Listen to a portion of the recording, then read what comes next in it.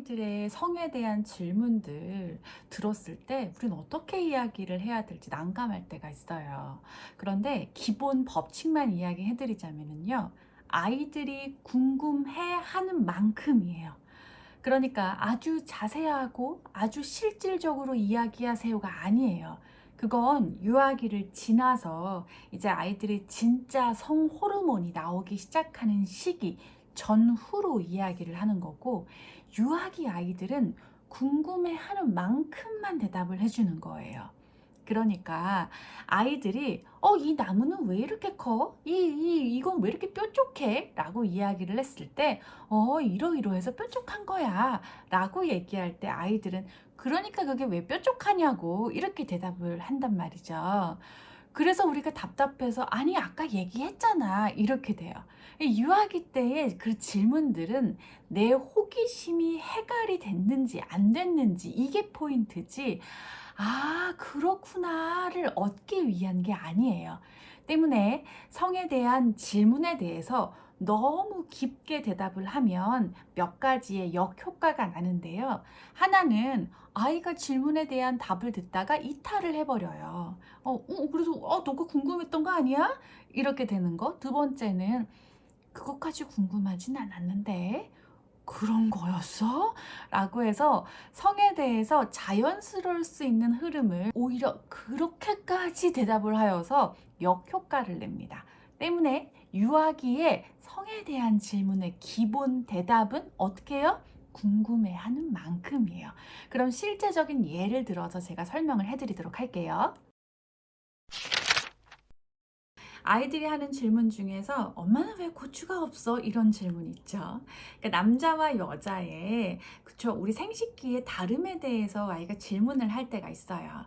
그럴 때 질문의 답변들은 요 정도면 됩니다. 엄마는 왜 고추가 없어? 라고 할 때 하지 말아야 될 답변은 에이 엄마는 고추가 없어. 남자들만 있지. 요거는 안 하면 좋아요. 왜냐면은 아이들 입장에서 그러면은 엄마는 어디로 소변을 배출하지? 이게 참 궁금하단 말이죠. 핵심 포인트는 거기에 없을 수도 있어요. 근데 엄마가 엄마는 고추가 없어라고 함으로써 아이는 더 혼란스러워지는 거죠.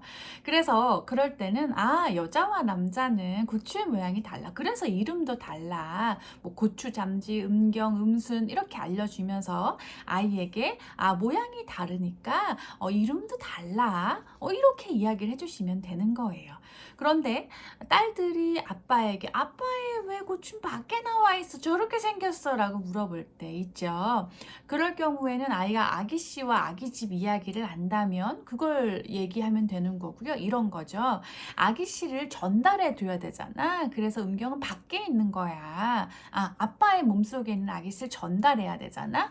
아기집은 주머니처럼 쑥 들어가야 돼. 그래서 엄마의 음수는 안에 있는 거야. 그렇게 해서 서로 모양이 달라. 이렇게 이야기를 하는 겁니다. 그러면은 이제 그 정도에서 이해를 하는 친구들이 있고요. 때로는 아기씨가 어떻게 아기집에 들어가? 이런 질문을 하는 아이들이 있습니다.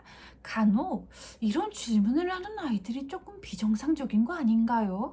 왜 이렇게 궁금해할까요? 이렇게 물어보시는 경우들이 있는데, 마찬가지로 너무 이쪽으로 아이가 관심이 많은 거 아닌가 이런 우려점을 갖고 계시는데요. 제가 그럴 때는 역질문을 하거든요. 어머니, 아버지, 아이가 어떤 뭐 다른 식물이라던가 동물이라던가 아니면 다른 궁금증에 대해서 표현을 할 때도 조금 더 집요하게 조금 더 한층 더 궁금해하는 면이 있지 않나요? 라고 이제 여쭤보면 그런 것 같다라고 이제 이야기를 하시거든요. 그렇기 때문에 이건 뭐 성에 대한 관심이나 그런 게 아니라 그냥 기본적인 호기심을 어떻게 탐구하고 어떻게 풀어가느냐의 문제입니다. 예.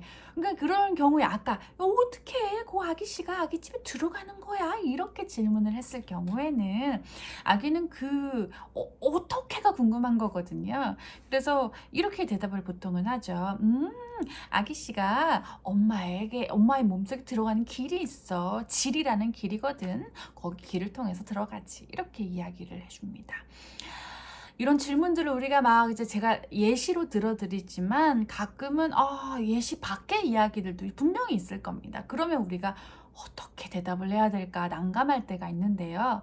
난감하거나 성에 대한 지식이 없거나 하실 경우에 괜찮습니다. 우리가 아까 전에 제가 궁금해하는 만큼만 대답을 하라고 했죠. 그런데 하지 마셔야 되는 건, 아유, 그건 어른 되면 아는 거야. 그거 왜 궁금해? 이렇게 질문 자체를 무시하거나 질문 자체를 아예 확 틀어막는 이런 대답만 안 하시면 되는 거예요. 다시 말해서 내가 이거에 대해서 잘 모른다. 혹은 어떻게 대답을 해야 되지? 당황스럽다. 그냥 얘기하시면 돼요. 아빠가 어떻게 대답을 해야 될지에 대해서 정리가 필요한데 근데 네 궁금하구나. 궁금할 수 있지. 요거는 오케이. 긍정적으로 질문은 궁금할 수 있어. 아빠가 정리해서 이야기해 줄게. 라고 하면 되는 거고요. 엄마가 그거는 잘 모르겠는데 궁금할 수 있겠다. 엄마가 한번 찾아볼게. 같이 찾아볼까? 뭐 이런 식으로 엄마가 먼저 찾아보고 이야기를 해주셔도 되고요. 아닐 수도 있고요. 이런 종류의 것들은 참 여러 가지가 있어요. 뭐 생리에 대해서 이야기를 할 때 엄마 그게 피나는 거야 라고 할 때 아이들은 생리를 왜 하고 뭐뭐 하고 뭐뭐 하고 그런 이야기하면 아까 부작용이 있다 그랬죠. 갑자기 이탈하게 됩니다. 그것까진 궁금하지 않았는데 집중력이 한계가 오죠. 그래서 엄마가 한 달에 한 번씩 생리라는 걸 하는데 어른이 돼서 여자가 되면 이렇게 한 달에 한 번씩 해? 아픈 게 아니야 라고 그냥 생리라는 거에 대해서 알게 되면 그런 게 있구나. 몸에 피 나오는 거 이렇게 그냥 아는 정도. 예, 그렇게 아이는 그냥 아는 정도로만 지나가는 거예요, 유아기는. 그래서 우리 아이들에게 성에 대한 질문을 받았을 때 모르거나 당황하셔도 됩니다. 하지만 성을 대하는 태도가 아이들에게 그런 건 궁금해하면 안 되는 거구나.